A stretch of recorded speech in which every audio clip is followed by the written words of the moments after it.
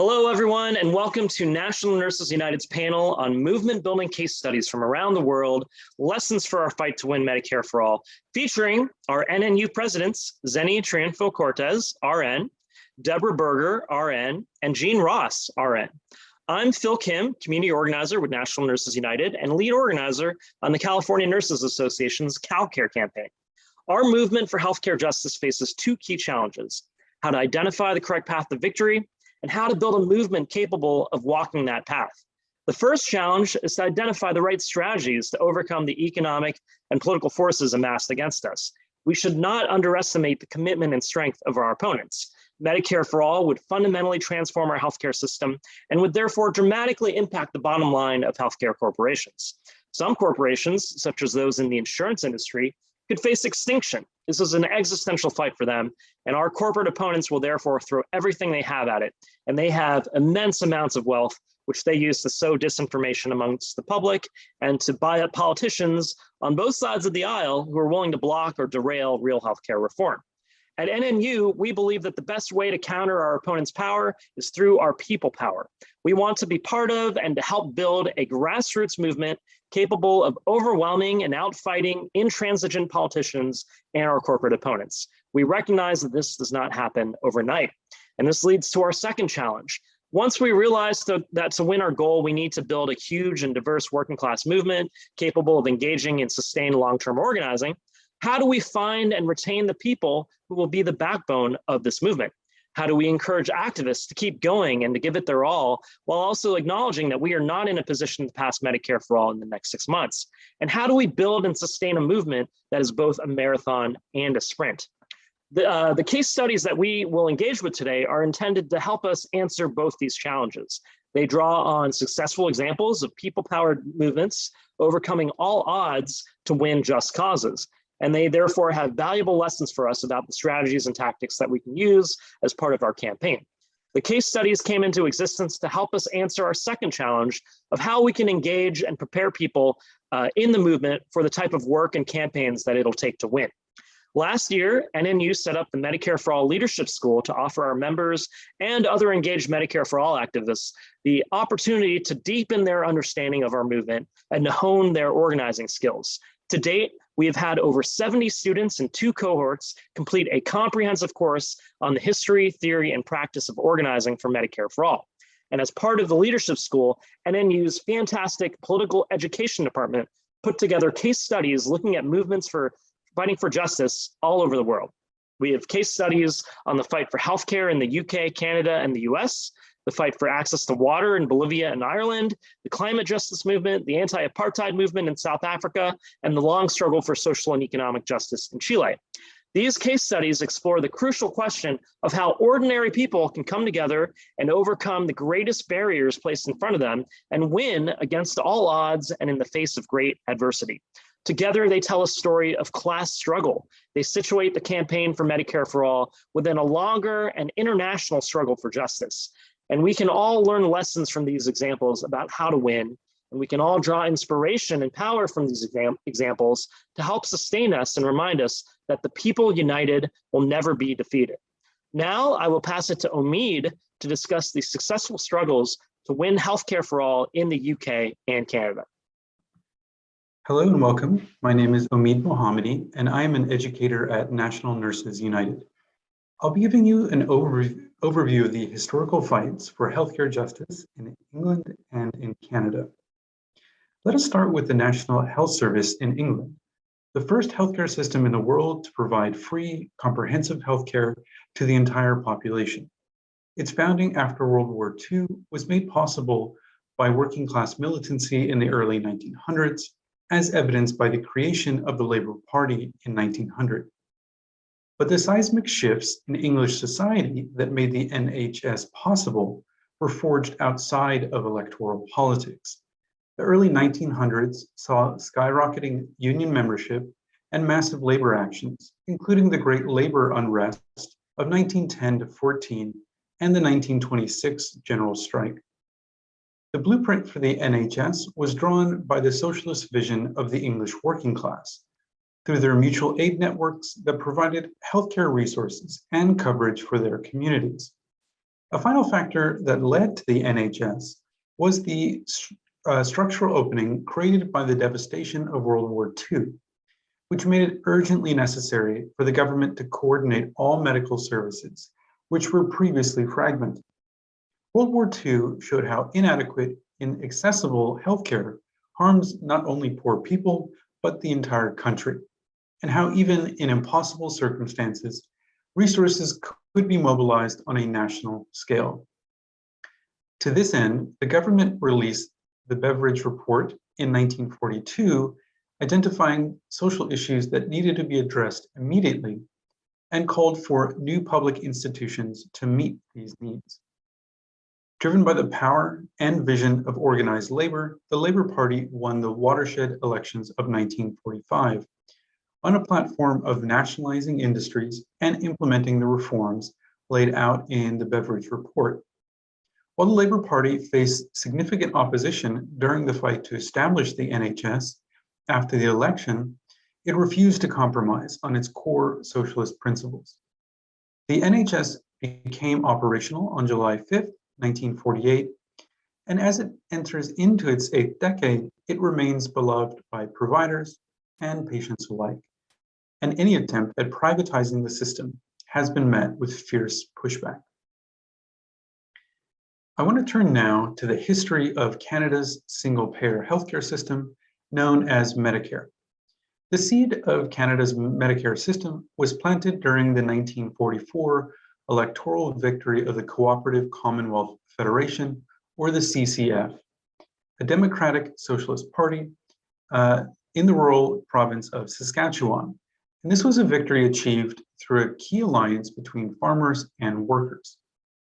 The beliefs of the CCF were laid out in the Regina Manifesto that included propositions for public healthcare, which they made a reality in 1947 when it established the first public insurance plan in Canada that was funded by taxes and which replaced existing forms of private insurance.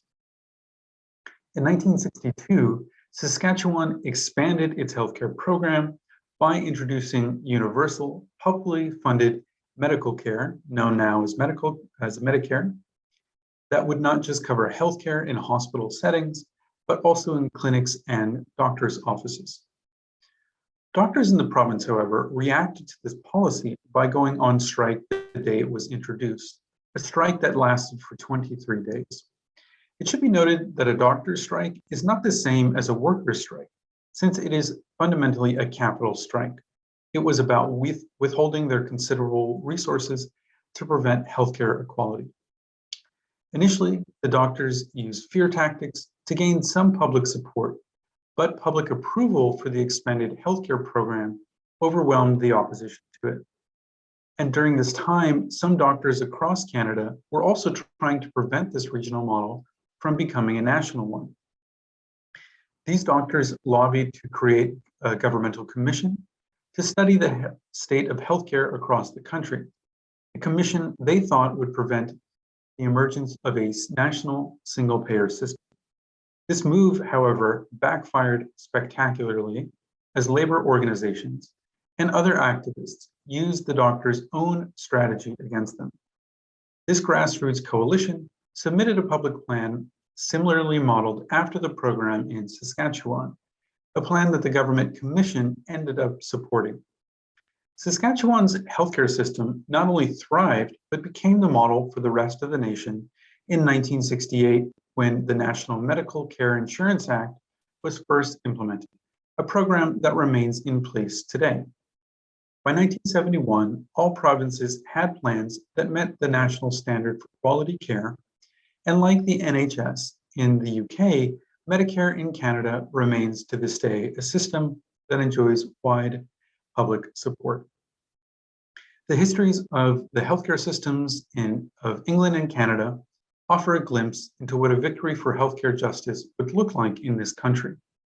Even faced with seemingly insurmountable odds, they were able to persevere in making healthcare right. And now I'd like to hand it off to NNU President Jean Ross, RN, to share the lessons learned from the UK and Canada. Thanks, Omid. Hello, I'm Jean Ross. I've been a nurse for over 4 decades, and I'm president of National Nurses United, the largest, most powerful union of registered nurses in the country. You just heard briefly about the struggles that won the National Health Service in the UK and Medicare in Canada. Let's take a minute together to draw out some of the most crucial lessons these fights have for our current fight to win Medicare for all in the US. The history of the NHS is especially relevant for our fight in the US because prior to its founding, healthcare in the UK was fragmented, just like our healthcare system is now. Their experience shows it's possible to heal a broken system and remake it according to principles of healthcare justice. British reformers took advantage of a moment of national crisis to make structural changes that would benefit everyone. Today, the pandemic has made it crystal clear that employer-sponsored insurance is unsustainable and that we need Medicare for all. But the UK experience and our own experience with the COVID pandemic in the US demonstrates that a crisis alone won't lead to change. The UK only succeeded in building the NHS because a militant trade union movement was united in fighting to make healthcare a right for all. This is such a crucial reminder of the power of organized labor, our need to galvanize the support of labor unions in our fight, and our continued need for the kind of grassroots collective organizing our nurses have led these past many years. Despite continued attacks on working people and unions in our country, over the last few decades, workers have continued to organize and engage in collective action. As employers continue to put profits above worker well-being and safety during this pandemic, nurses and other workers across the country have stood up to demand crucial protections for ourselves and our communities. Our Medicare for All movement needs to wholeheartedly connect with and engage the resurgence of labor militancy and social movement activism we've seen in the last few years.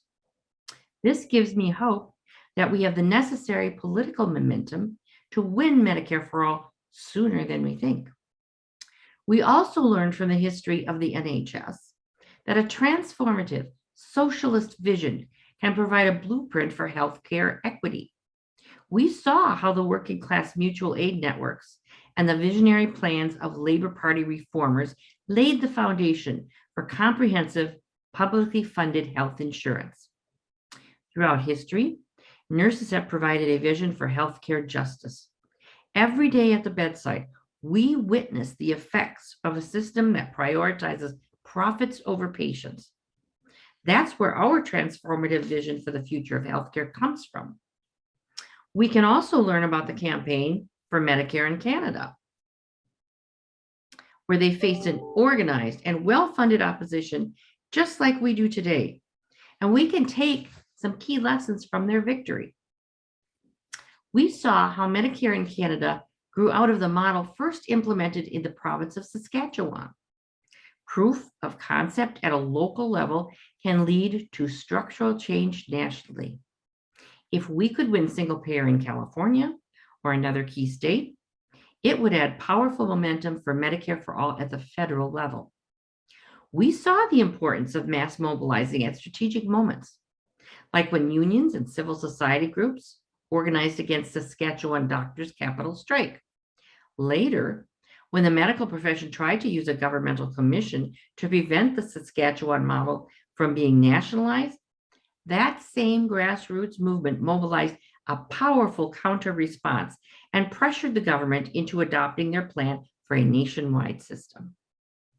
Another takeaway from the Canadian experience is that once people get a good public service, they won't want to give it up.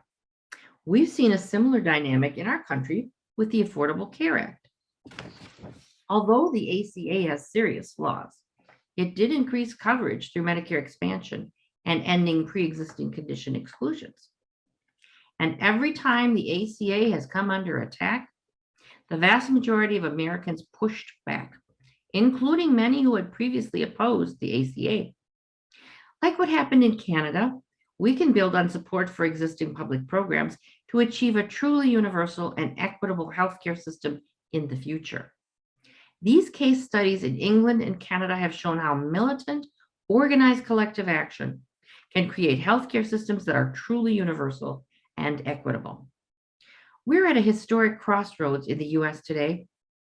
Nurses know from our own experience and from these lessons from abroad that through solidarity and collective action, we have the power to make healthcare justice a reality. Thank you. Now I will pass it to Chris, who will cover the fight for the ACA and how that shapes the political landscape of our fight for Medicare for all. Okay, hello everyone. My name is Chris Nielsen, and I'm the Assistant Director of Education at National Nurses United.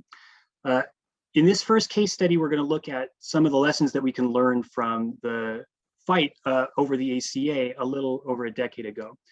There are some striking similarities between that political moment and the one that we're in today. Like now, that was a time of crisis due to the Great Recession, but we also saw an explosion of social movements from the Arab Spring to Occupy Wall Street. Like now, the Democrats controlled the presidency, the Senate, and the House, and the opportunity for transformative change was ripe, but instead of passing structural healthcare reform, Democrats gave us the ACA, a reformist reform that delivered some real benefits, but failed to address the root causes of our healthcare crisis. So let's take a moment to just review some of what the ACA accomplished and how it fell short. To be sure, the ACA has had a meaningful impact. Around 20 million people who previously had no coverage now have some form of coverage. And that was partially due to the newly established insurance exchanges and partially due to federally funded Medicaid expansion. Additionally, under the ACA, no citizen or legal resident can be denied health insurance for a pre-existing medical condition. And the ACA was paid for through progressive taxation, making it one of the biggest redistributions of wealth from the rich to the working class since the New Deal. So this is all commendable, but the ACA has fallen far short of solving our healthcare crisis. Above all, it failed to cover everyone. There are still over 30 million people without health insurance. A main reason for that being that many Republican-controlled states refused federal support for Medicaid expansion. On top of that, we know the number of underinsured people has actually increased under the ACA. So these are folks who have coverage but can't afford to use it due to high deductibles and copays. Tens of millions of people still face crushing medical debt, which is the cause of 1 in 3 bankruptcies in this country. The ACA failed to control premiums or address racial health disparities. It failed to provide health care for undocumented folks or address the mental health crisis. Finally, it failed to rein in skyrocketing costs, and it actively encouraged profiteering by subsidizing the very companies that make our system so dysfunctional. And that's a key reason why we continue to have worse health outcomes than other wealthy nations while paying twice as much for care. In 2003, when Obama ran for Senate, he said, "I happen to be a proponent of a single-payer universal healthcare plan." And yet this popular president, who won thanks to a grassroots movement, whose party controlled both chambers of Congress and who had a historic opportunity presented by the financial crisis, they failed to deliver universal healthcare. We know that guaranteeing insurance coverage, like the ACA sought to do, is not the same thing as guaranteeing care.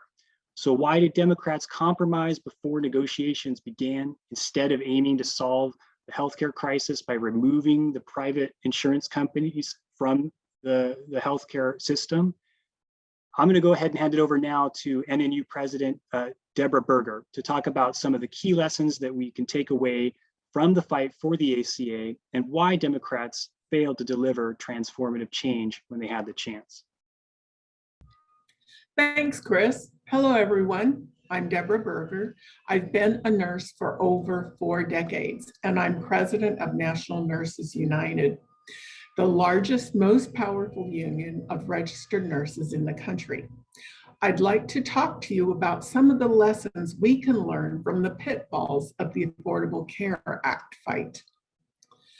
The Democrats' biggest mistake was to fight only for what they thought was possible, not what was actually needed. President Obama refused to fight big business. Instead of viewing insurance companies as too powerful, the Democrats allowed lobby interests to shape legislation and kill the parts they didn't like. This was partially due to ideology.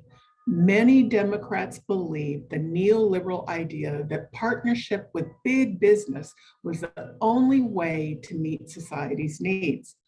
But on a more basic level, the Democratic Party was captured by corporate interests. The healthcare sector spent almost $1 billion lobbying in 2007 and 2008. Senate Finance Committee Chair Max Baucus, tapped by Obama to negotiate with Republicans, was the top recipient of campaign contributions from insurance and drug companies. As a presidential candidate in 2008, Obama received the largest contribution in history from private insurance, and that caused him to change his tune on single payer. Obama ran as a transformational candidate, but he became a transactional politician as soon as he entered the White House, making deals with big business and Republicans instead of aiming to change the system. His administration believed it could compromise its way to a bipartisan healthcare bill. Their proposed plan was based on policies developed by conservative think tanks and the Massachusetts model enacted by Republican Governor Mitt Romney. They mistakenly thought that by adopting a Republican position, they would get Republican support. As a result, months were wasted on negotiations and not a single Republican vote for the ACA. For Republicans, the ACA wasn't a policy fight. It was part of a larger political and economic fight to defeat Obama and protect wealthy donors. The Democrats should have known this. They should have been mobilizing the public to pressure both Republicans and Democrats. And they could have drawn on Obama's incredibly effective grassroots electoral campaign to do so. Obama's grassroots volunteer army, called Organizing for Action, had 3,000 well-trained and highly motivated organizers, and an email list of 13 million supporters, 3 million donors, and 1.5 million local leaders. But post-election, they were folded into the Democratic National Committee and told to stand down. Instead of organizing pressure campaign to demand single payer, supporters were asked to sign an online petition in favor of the ACA and then shut up. But by demobilizing his grassroots base, Obama lost his ability to discipline conservative Democrats who wanted to water down the ACA, let alone Republicans who wanted to just kill it. There were other movement forces in the ACA debate, but none were able to have significant influence. The Healthcare for America Now coalition, which included over 1,000 progressive advocacy groups and labor organizations, was a key voice. But they chose not to fight for single payer and instead pushed for the public option health plan to compete with private health insurance. Some were still shell-shocked from the 1990s defeat of the Clinton healthcare plan, and some felt the public option was a stepping stone to single payer. And almost all believed they had to manage expectations to appear realistic, to have a seat at the table with Democratic leaders. They mistook the ability to meet with elected officials with the power and the ability to make elected officials do what they wanted. It was completely different. It was a completely different story for the Republicans. Before Obama moved into the White House, conservative activists, coordinated by billion-dollar Koch brothers, started calling for tea parties to oppose the president's plan.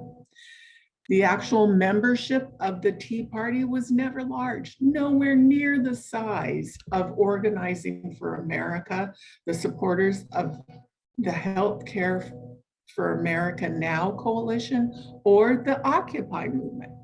But they were passionate, well-funded, and confronted politicians from their own party, demanding the Republicans hold the line against Obamacare. So while a militant minority of right-wing base was organizing to discipline Republican politicians and radicalize the party, the White House was telling progressive organizations not to pressure corporate Democrats. And many didn't want to. Unions in the Healthcare for America Now coalition didn't want to confront capital directly. Instead, many thought that they could partner with big business on healthcare reform. They failed to understand that capitalist class isn't interested in partnerships that truly empower workers. As a powerful anti-labor management partnership union, NNU always begins negotiations with healthcare industries with the very best proposal for our patients. We never bargain regressively, and we have won. While the ACA produced some significant benefits, it isn't the step forward that Democratic establishment says it is. A historic community to create a system of universal health care was wasted. The Democrats wouldn't challenge big business or donors, and too many believed market competition wasn't the answer.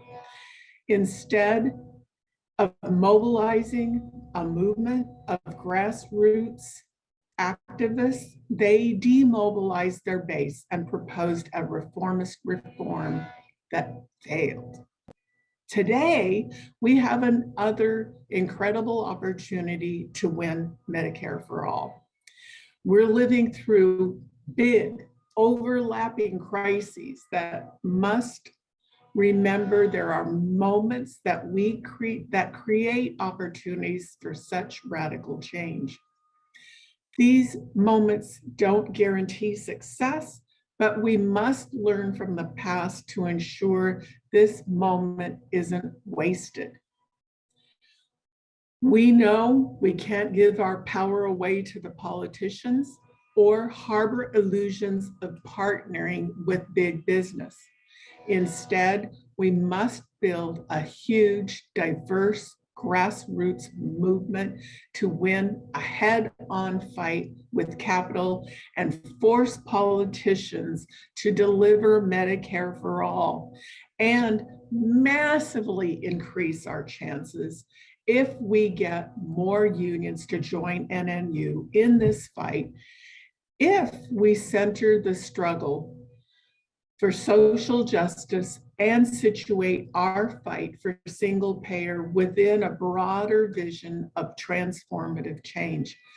That's how we will win Medicare for all. Thank you. Hello, my name is Maying Williams, and I'm a political educator with National Nurses United's Social Justice and Equity Division. I hope this brief overview of the inspiring story of Chile and the popular struggle to implement health-promoting social policies helps fuel you in growing your leadership in the Medicare for All campaign. In September 1970, a broad-based coalition of student, worker, peasant, and shantytown movements, alongside the communist, socialist, and other leftist parties, were successful in democratically electing a socialist medical doctor, Salvador Allende, as president of Chile. Allende's popular unity government advanced revolutionary reforms to redistribute wealth, end foreign and monopoly control over Chile's economy, expand the public sector, and deepen democracy in the workplace through worker control of state-run factories. These reforms were made possible because Allende's presidency turned control of Chile's executive branch over to the working class, the peasantry, the poor, and the students. But this was not easy because the legislative and judicial branches of Chile's government remained in the hands of the old ruling class. Despite sustained opposition, Allende drew on his experience as a physician, pathologist, and former minister of health to establish a popular unity government based on social medicine. Social medicine is a holistic approach to human health that advocates for social and economic solutions rather than sole medical interventions as solutions for health problems that disproportionately affect working people. By the time of his presidency, Allende, along with many others, had spent over 30 years assessing the pathways through which underdevelopment, dependency on international capital, foreign debt, and exploitative working conditions contributed to poor health. His revolutionary policy prescriptions focused on improving the social conditions of the working class through state regulation of food and clothing supplies, a national housing program, income redistribution, and industrial reforms. During his short term as president, Allende expanded education, housing, and food assistance, and improved the subway system to prioritize working class neighborhoods. The popular unity movement's ability to elect Allende and make social medicine a national policy hung on winning an intense class struggle against international capitalism and the economic elites in Chile. The Popular Unity Coalition's campaign to peacefully establish a socialist revolution through the electoral process was a long struggle that faced a huge amount of opposition. Chile is a nation with vast reserves of natural resources. For most of the 20th century, even as most Chileans earned less than a subsistence wage, foreign extractors were permitted to drain off their resources.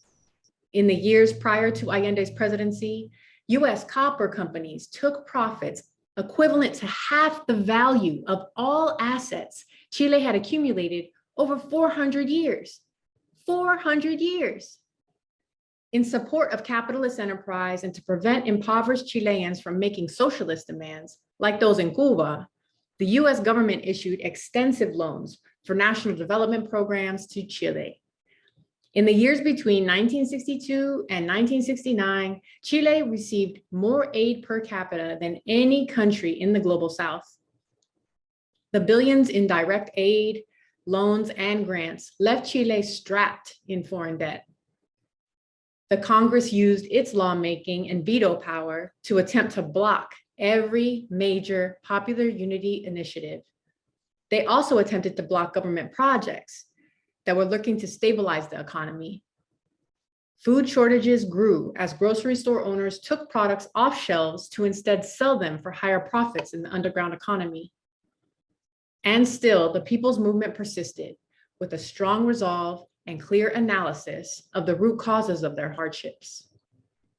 Capitalist opposition used every tool and resource they had to undermine the will of the people.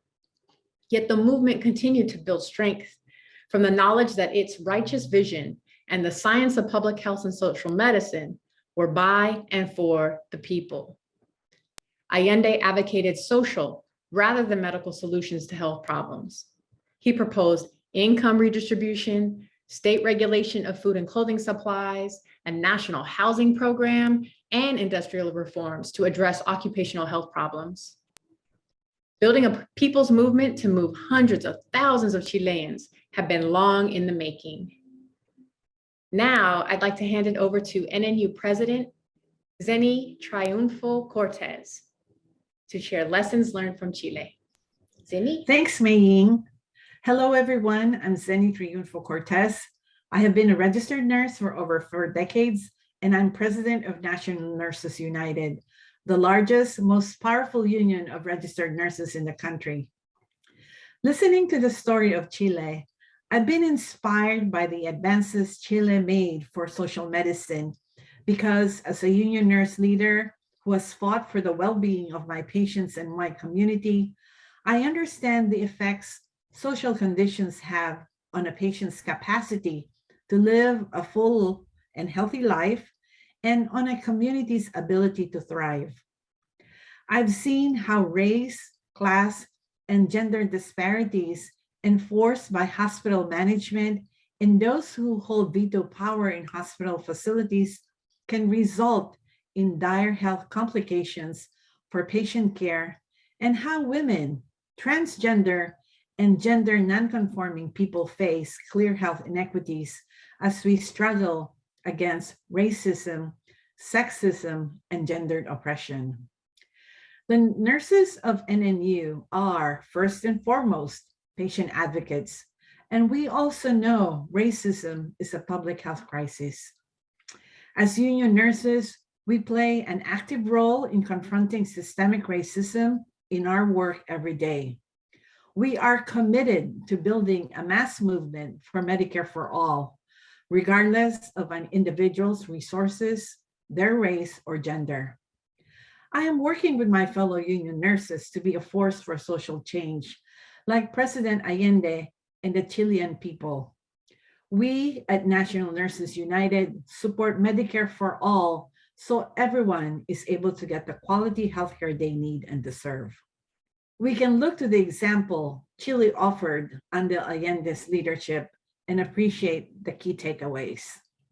First, social conditions have disproportionate impacts on working class people. We as nurses know this all too well. Second, international solidarity of workers helped to make true social reforms possible in Chile. And Chile was not alone in practicing a holistic approach to poverty and addressing the root causes, abuse, and trauma in communities. Though Brazil, Colombia, Cuba, and Mexico had made the significant early public health advances, it was Chile, Argentina, and Ecuador that substantively advanced social medicine. These countries all had a similar vision, implementing a new approach to healthcare as a working class struggle, confronting societal issues as a means to address not only healthcare, but also a host of other systemic issues. Third, adhering to a call to stay the course. In the face of deep opposition, organizing helped win Allende the presidency in Chile in 1970. His platform prioritized social medicine to confront societal problems, which meant he took a holistic approach that was highly aligned with the lived needs of working class people. These were the very same people who fueled the popular unity movement, organizing for food, housing, and healthcare. In 1973, Allende was assassinated in a US-backed coup. His assassination opened the doors for global capitalism, yet even in the face of tragedy, the people stayed the course. The people's vision for social medicine and a healthy working people's democracy still lives on in Chile. Mass movements in the streets have once again claimed Chile's governing systems for working people. The process of creating a new constitution brings the voice and vision of popular movements to levers of power and state institutions, making institutional change and social transformation possible on a national scale. Allende rightfully stated, and I quote, "It was the living conditions of the working classes that generated illness," end of quote. With just as much rightful dignity, we as union nurses also know it is our commitment to broad-based grassroots organizing in the longer term, devotedly staying the course through the movement's ebbs and flows that can and will bring about Medicare for all. Thank you all for being here. Now I will pass it on to KB to discuss struggles against the privatization of water in Bolivia and Ireland. Hi, everybody. My name is KB Burnside-Oxendine. I am an educator with NNU. And in this brief webinar, we are going to look at how activists in different parts of the world have fought against the privatization of their water. And looking at these case studies can help you think about how social justice campaigns come together and how they successfully achieve their demands. And we'll look at two different campaigns, one in Bolivia and one in Ireland. So first we'll start with Bolivia, where water had historically been considered a public good. But in the late 1990s, in the midst of a debt crisis, the Bolivian government agreed to accept a loan from international banks on condition that it sell off all of its public assets to private companies. And that included the sale of its public water utility to a subsidiary of the multi-billion-dollar American corporation, Bechtel. The contract that handed over Bolivia's water to Bechtel guaranteed that company's right to extract a minimum 15% profit every year in exchange for managing the utility. So in other words, the contract privatized Bolivia's water. Instead of being a public good, it was now under the control of a private company and run for profit. And one city in particular became a hub of resistance to all this. Cochabamba is a drought-prone region of Bolivia, and previously there had been some tension there between urban and rural residents around water resources. But the Bechtel contract was a blow to everyone. In and around Cochabamba, when Bechtel took control of the water system, urban water users suddenly saw water rate increases of up to 250%. At the same time, Bechtel seized hundreds of rural water co-ops that were communally run, and they installed water meters on those systems so they could measure and charge for the water that was being used. So in Cochabamba, different groups started to organize in opposition to what was happening. Eventually, they formed an organization called the Coordination for the Defense of Water and Life, or La Coordinadora. The Coordinadora was a coalition formed from different community groups that included an association of engineers, an organization of peasant farmers, and a factory workers union. And all these different groups coalesced in their defense of water as a public good. By the year 2000, the Coordinadora began organizing marches, calling public meetings, holding referendums, and holding street protests that brought in Bolivians from all across the country. And by April, after many protests organized by the Coordinadora, as well as many fruitless negotiations in which government officials offered superficial concessions, a massive protest took shape in Cochabamba. In response, the government of Bolivia declared a state of siege. Soldiers responded to the protesters with violence. They fired into the crowd and they killed a young student whose bodies the protesters then carried to the city plaza. The day following this outpouring of solidarity, the Bolivian government finally announced it would void the Bechtel contract. Now, our second case study concerns the even more recent case of the people of Ireland's fight against water privatization. Like Bolivia, Ireland has historically treated water as a public good. And this tradition came under attack during the 2008 financial crisis, when international banks and the EU forced a number of austerity policies onto the Irish people in order to bail out the Irish banks. Among other measures, the Irish government agreed to install water meters and begin charging citizens for the domestic use of water. And in response to these austerity measures, grassroots community groups began forming small-scale protests against Ireland's nationalization of that private banking debt.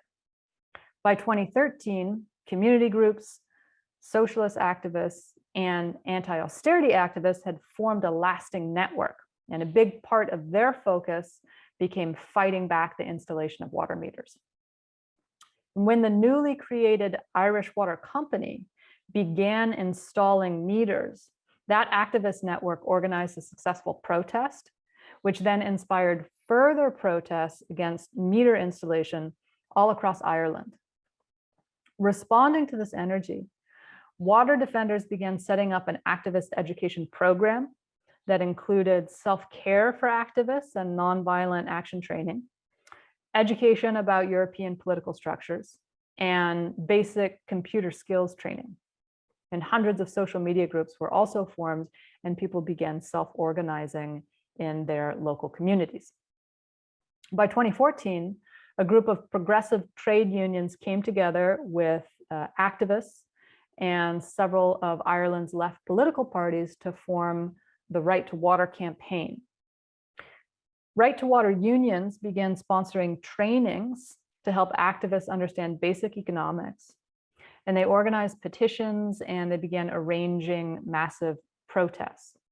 And while this was happening, blockades to stop water meter installation spread throughout Ireland, with activists blocking access to housing complexes. And communities began engaging in conscientious non-payment of their water bills. Police responded to the protests and to the blockades with arrests and with attack dogs. Most media outlets denounced the protesters as lazy and called them terrorists. But by the general election in 2016, thanks to all this agitation, water charges had become the #1 voting issue in Ireland, and 2/3 of all new parliament members were elected on an anti-water charges platform. In 2017, the Irish government suspended domestic water charges. So now that you've heard the full scope of these two campaigns against water privatization, I'm going to hand it over to NNU President Jean Ross, RN, to share some lessons that can be learned from these struggles. Hello, everyone. Jean Ross here again, RN and President of National Nurses United. Let's take a deeper look at the victories won by each of the campaigns you've just heard about. In Ireland, what began as small-scale community organizing against austerity turned into a focused campaign against the privatization of water. Activists and ordinary citizens who had no history of political participation recognized that water meters were the first step paving the way to privatization. The meters commodified what had previously been a public good. Protests against the meters and network building among activists finally resulted in legislative action. The government repealed the domestic water charges that had been forced on the Irish people to pay for a crisis created by the banks. In Bolivia, the poverty created by colonialism also put Bolivians at the mercy of international banks.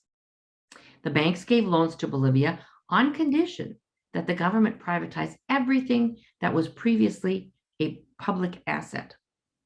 While Bolivians were harmed by all these harsh conditions set by the banks, the defense of water specifically brought many different groups and communities into solidarity, since water, like healthcare, is so basic to life and survival itself.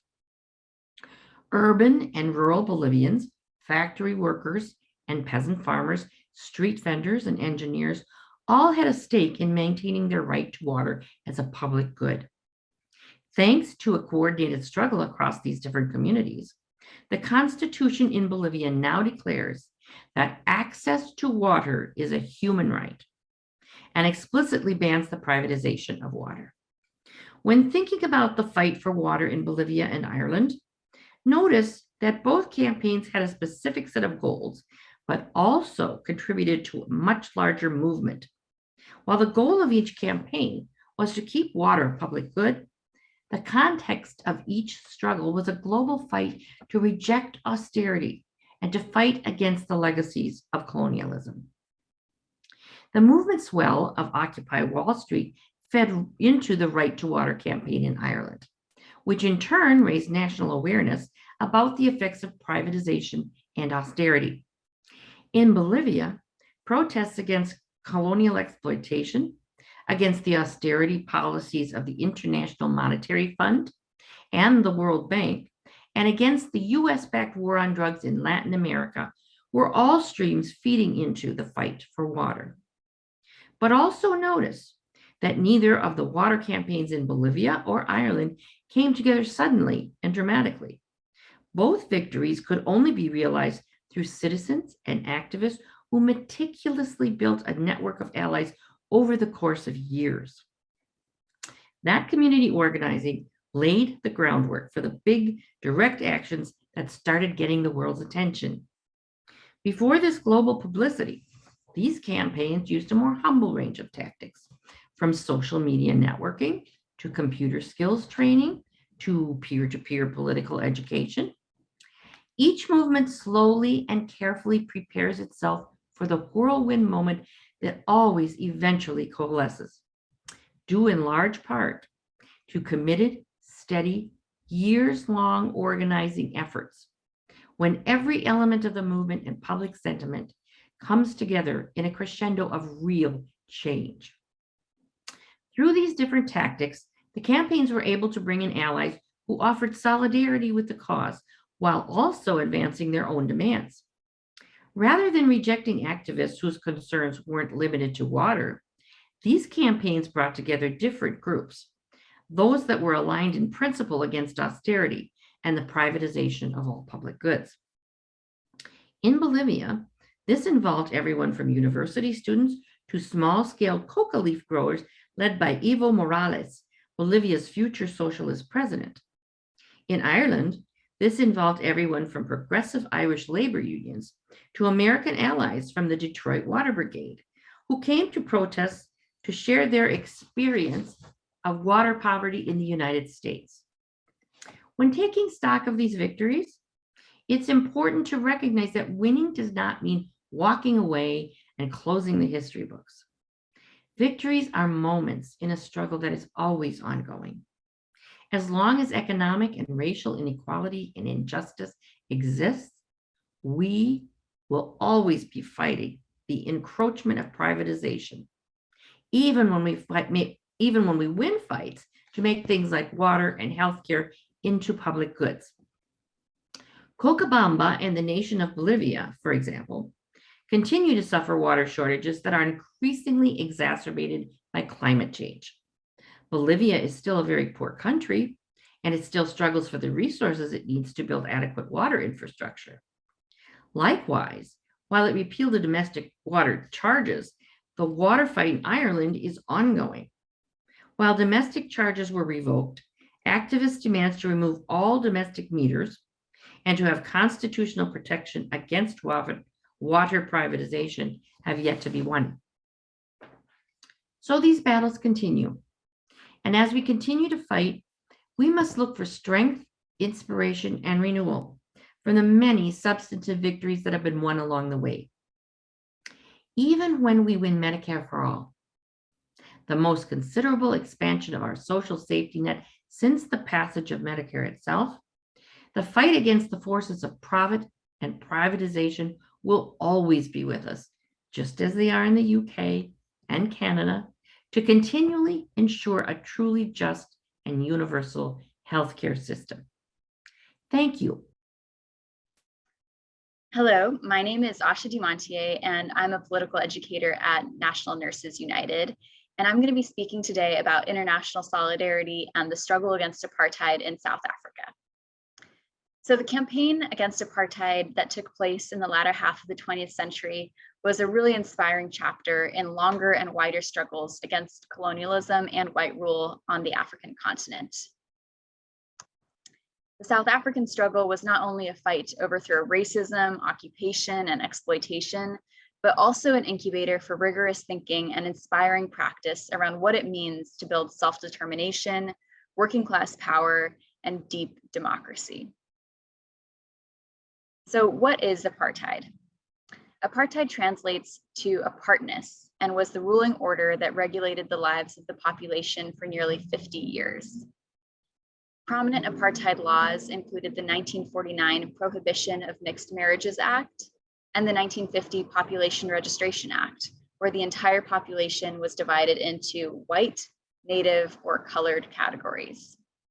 A slew of race-based laws were imposed over every aspect of life and were enforced through policing, surveillance, segregation, workplace repression, blacklisting, imprisonment, counterinsurgency programs, and murder. However, when formal apartheid was established in the mid-20th century, resistance to white supremacist rule was already underway.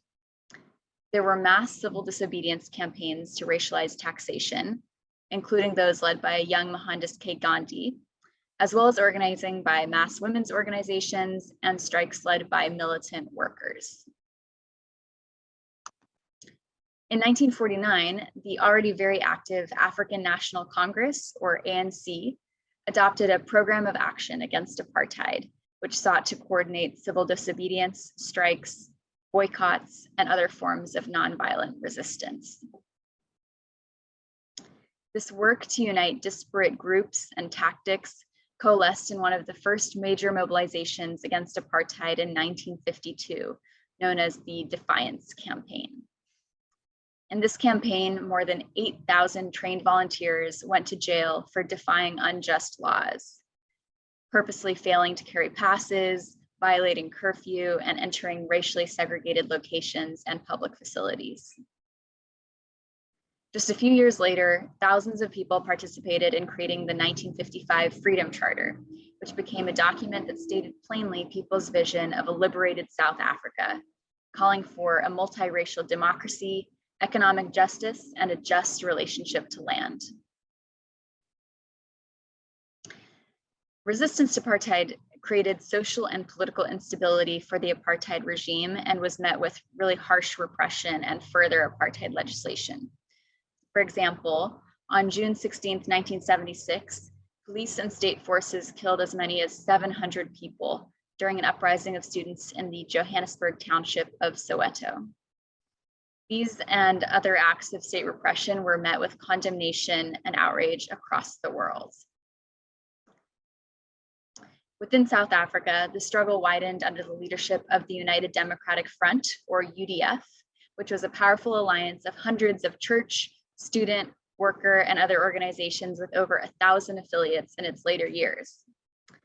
The UDF's work to rally solidarity from activists, trade unionists, and everyday people in Europe and North America was indispensable to strengthening an international movement to abolish apartheid. As the struggle progressed into the 1980s, global boycott and divestment action was able to create billions of dollars of capital flight from South Africa and a devaluation of South African currency on the global market. At the same time, activists were able to use the UN to strengthen sanctions work against the apartheid state. In 1990, when South African Prime Minister P.W. Botha resigned, his successor, F.W. Clerk, announced he was lifting the ban on the ANC and other Black liberation parties, allowing freedom of the press and releasing political prisoners. So after 27 years, on February 11, 1990, Nelson Mandela walked out of prison. Shortly thereafter, free and democratic elections were held for the first time, with Mandela elected as president. This began a long, hard period of work to dismantle the apartheid state and to hold those that participated and benefited from the atrocities of apartheid accountable. So with that context in mind, now I'd like to hand it over to NNU President Zenel Triunfo-Cortez, an RN, to share lessons learned from the international struggle against apartheid for our social movements today. Hello, everyone. I'm Zenel Triunfo-Cortez, registered nurse and NNU president. I'm here once again talking to you. I've been inspired by the struggle against apartheid because as a union nurse leader who has fought for the well-being of my patients and community, I know that none of us are free until we are all free. I've seen how racial disparities in income and wealth, safety, and healthcare result in more prevalent chronic health complications, and how women, trans, and gender nonconforming people face distinct health inequities as we struggle against racism, sexism, and gendered oppression. Our union has declared racism a public health crisis, and as patient advocates, union nurses play an active role in dismantling structural racism. National Nurses United is committed to continuing to mobilize a mass movement for Medicare for All as a fundamental step toward addressing racial disparities and discrimination in healthcare. For today's social movements, including ours, the revolution against apartheid in South Africa remains a shining example of how broad-based international alliances of activists can be connected to indigenous liberation struggles and use a coordinated yet diverse set of strategies and tactics to defeat structural racism. Let's take a closer look at some of the strategies that were deployed by the movement that we can learn from as we think about movement building today. International resistance to apartheid was crucial. African American and African diaspora organizations had been active in raising consciousness and campaigning around the liberation of South Africa from before the time of formal apartheid, and long-standing connections existed between African liberation movements and civil rights and liberation organizations in the United States, Canada, Latin America, Asia, Europe, and the Caribbean.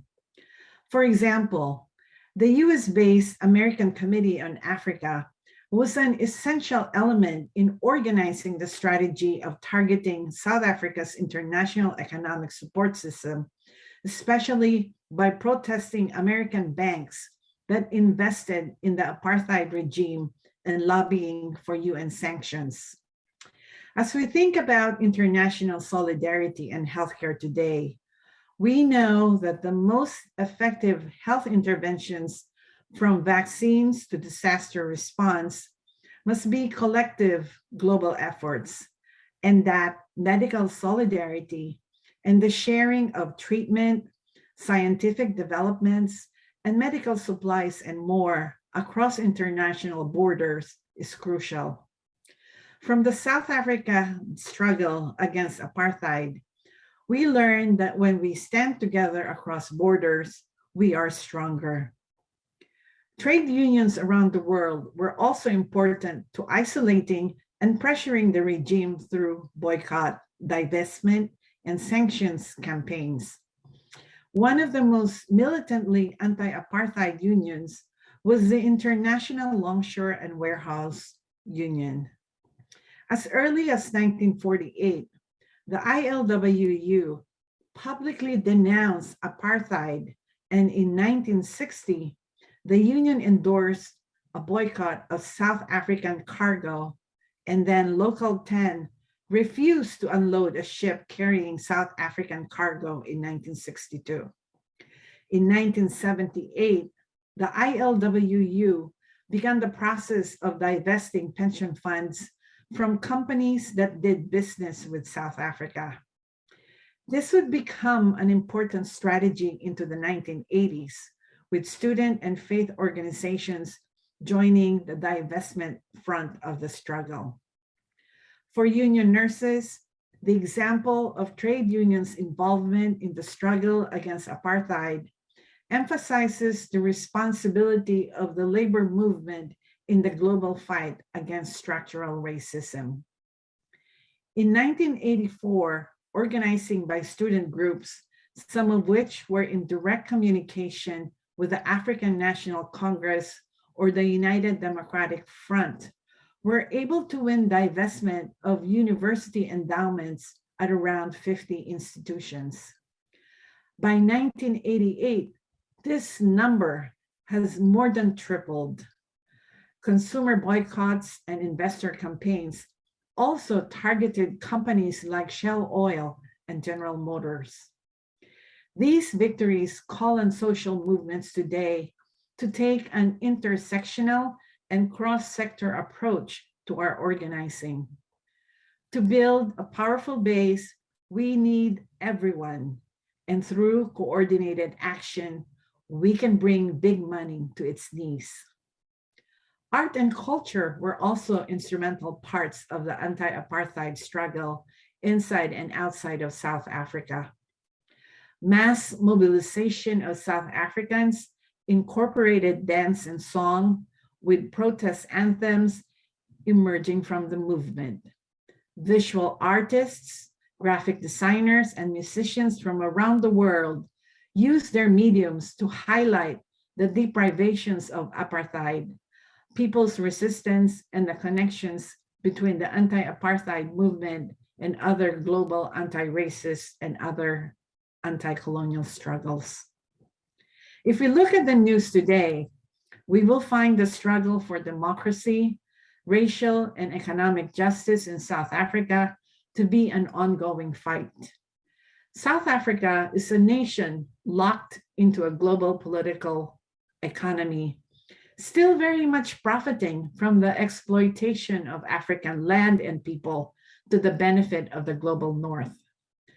The African National Congress government, which has ruled the country since 1994, has struggled to live up to the aspirations of the Freedom Charter of 1955. Students, community organizations, trade unions, and everyday citizens find themselves continuing their work for true multiracial democracy and social justice in South Africa today. There is much we can learn from the struggle against apartheid to inform our movement building today. The effective use of broad-based international solidarity networks to build political pressure and deploy boycott, divestment, sanctions, and cultural campaigns developed by the anti-colonial movement in South Africa offers rich history and crucial lessons for activists and social movements. The struggle against apartheid reminds us that broad-based united fronts are essential to building a winning social movement, that international solidarity strengthens social movements, both for those who call for solidarity and those acting in solidarity, and that boycott, divestment, and sanctions campaigns can be effective in capturing the energies of activists from diverse communities to pressure illegitimate regimes and to building durable social movements. As we forge ahead in our efforts to win guaranteed Medicare for all, we can and should keep the shining example of the struggle against apartheid close at hand, especially since our fight to win Medicare for all in placing one of our country's largest economic sectors back into the hands of the people is part of a larger fight against the forces of global capital. We must never forget to globalize our struggle and our solidarity with movements for health equity and racial justice around the world. Doing so is powerful, strategic, and necessary to win. Thank you all for being here. Now I will pass it on to Kel, who will discuss our contemporary struggle for climate justice. Hi, everyone. My name is Kel Montalvo-Quinones. I am an educator with National Nurses United. And today I'm going to be presenting on the climate justice movement with registered nurse and NNU president, Deborah Burger. Climate justice and universal healthcare both address major determinants of health: toxic and degrading environments and lack of access to healthcare, and their disproportionate impact on Black, Indigenous, people of color, women, and low-income communities. Both these movements ask us to envision and enact a society rooted in care and well-being of people and the planet, rather than on profit. There's a lot we can learn from the history of climate activism in the US. Around the mid-century, as studies exposed the negative health impacts of toxic environments, environmental pollution became a nonpartisan public health concern. The early environmentalist movement subsequently experienced a wave of victories in the 1960s and 70s, particularly through legislation like the Clean Air Act, Clean Water Act, Occupational Health and Safety Act, and more. But these successes also transformed the primary focus of the environmentalist movement from organizing protests and educating the public to drafting laws and supporting litigation. The shift left environmentalists ill-prepared for the changes that came with the Reagan administration in the 1980s. Reagan elevated pro-business scientists who denied the effects of environmental disruption from acid rain to climate change, while his administration deregulated industries and rolled back environmental protections. Republicans in the 80s politicized environmentalism as socialism in disguise and transformed it from a bipartisan, broadly supported issue to an attack on freedom and even democracy. As the extreme free market ideology known as neoliberalism rose to dominance in the same era, environmentalists fell in line and became pro-business, non-confrontational reformers. This kind of compromise allowed polluting extractive industries to solidify their power and prevented meaningful change.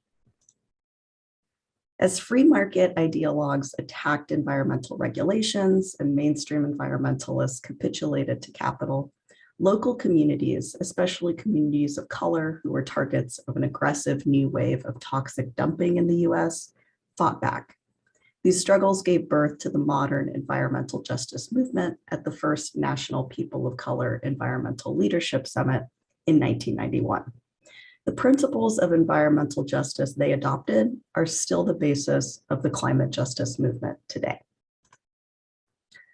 As science increasingly proved climate change was due to human activities, the environmental establishment generated a number of so-called green solutions to the climate crisis that in most cases not only failed, but further exacerbated the injustices wrought by climate change. Cap and trade policies, greenwashing, and even reforestation initiatives all offered market-based approaches to the problem of climate change that allowed corporations to profit, greenhouse gas emissions to rise, and the dispossession of indigenous land and communities to continue.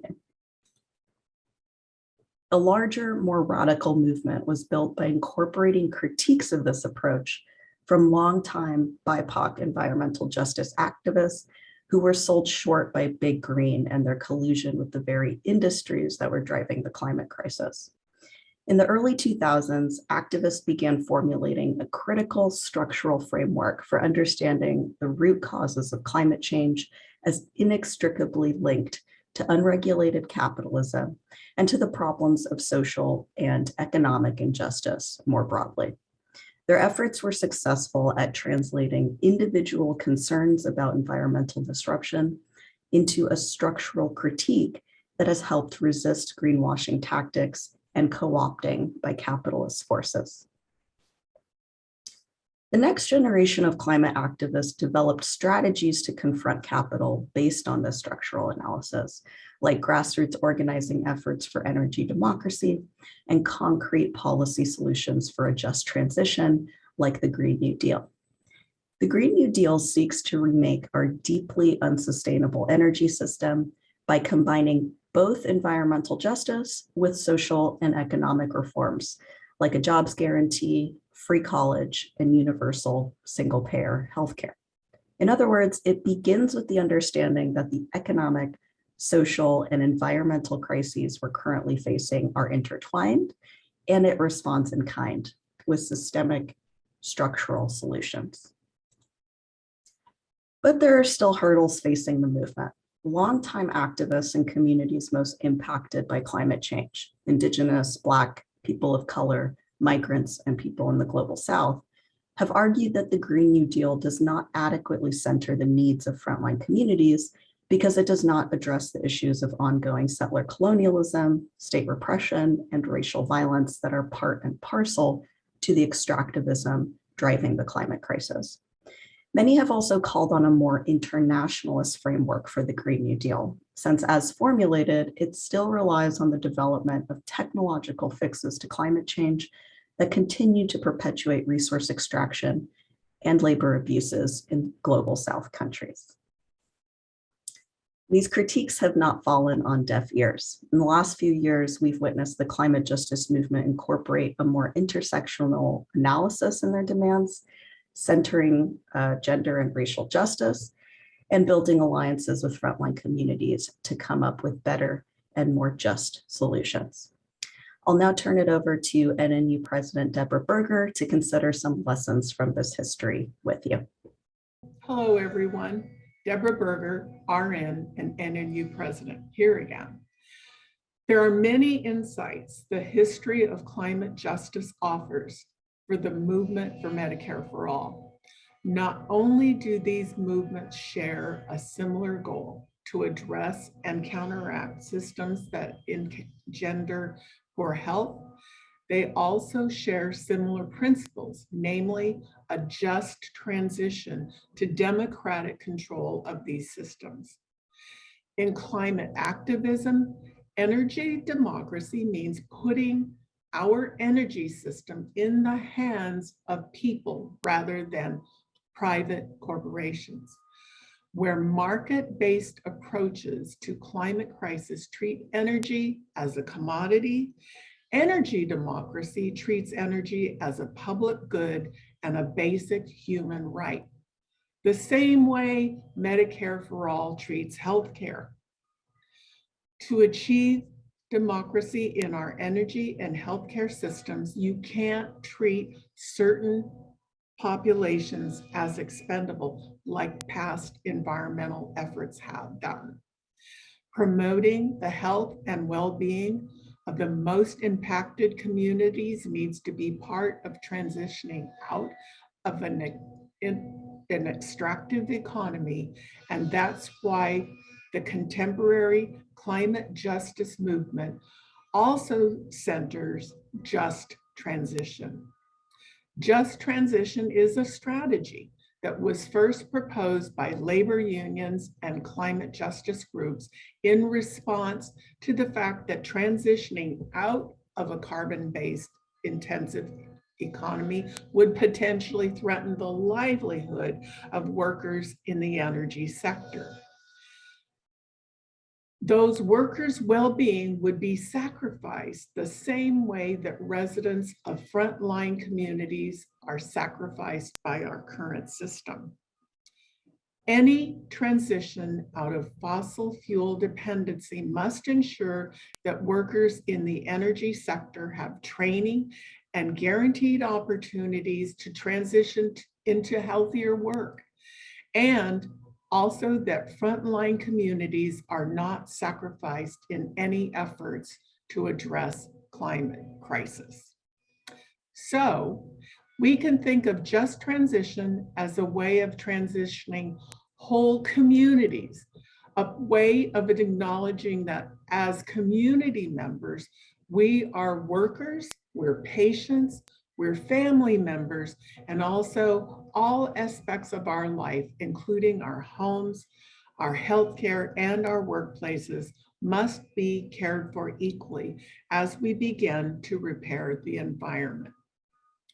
This framework is also integral to Medicare for All, a transition from single-payer healthcare system in this country will likely displace health insurance and billing administration workers, 75% of whom are women. That's why Medicare for All also includes guaranteed pensions, pay, and training for these workers to transition to other work to ensure that they're not sacrificed in the process. The history of climate justice in the US reveals the importance and necessity of these diverse strategies and tactics to bring about social change. No single policy solution, politician, or campaign, no matter how well intended, will solve climate change, especially without attending to the ways environmental injustice is rooted in white supremacy, patriarchy, colonialism, and class domination. That doesn't mean that all tactics are equally valid, but it does mean we should be strategic about when and where they best serve the goals of the movement. Democratic grassroots participation is vital, and so is strategic leadership and structure. And that is why the greatest victories of the climate justice movement have been secured by a multi-pronged approach and an intersectional approach. Blockades, actions, large-scale demonstrations that we saw at Standing Rock, protesting the Dakota Access Pipeline, have resisted environmental destruction and state violence. Meanwhile, legal action, policy making have helped establish long-term protections. And through it all, grassroots organizing has fueled both immediate and long-term demands through education, community building, cultural work, and democratic political participation, helping put power back in the hands of people. To end, I'd like to leave you with some takeaways. First, the climate justice movement was only able to enact change and build momentum when it engaged in a direct fight with capital. By attempting to compromise with the fossil fuel industry, mainstream environmentalist groups often ended up perpetuating environmental disruption and sacrificing frontline communities. Second, despite the whitewashing of mainstream environmentalism, the grassroots fight for environmental and climate justice has always been rooted in the fight for social justice.